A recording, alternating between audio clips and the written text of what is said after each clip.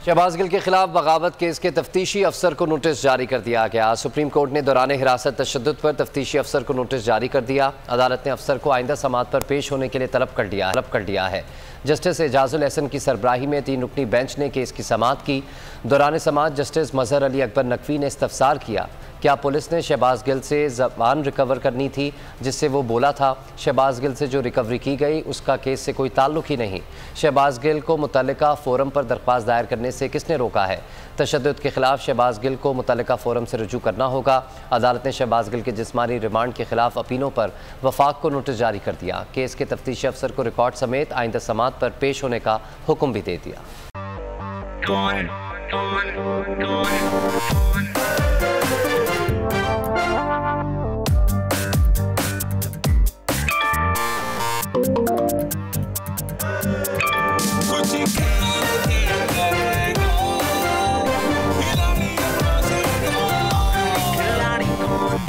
यहाँ सबको सब कुछ चाहिए, फेम और पैसे।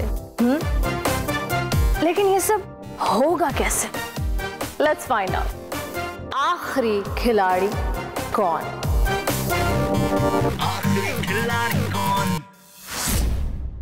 सबसे ज्यादा व्यूज, सबसे ज्यादा रील्स और सबसे ज्यादा रेटिंग के साथ बोल अब भी नंबर 1 पोजीशन पर बरकरार। सब्सक्राइब करें और बेल दबाएं ताकि कोई खबर रह न जाए।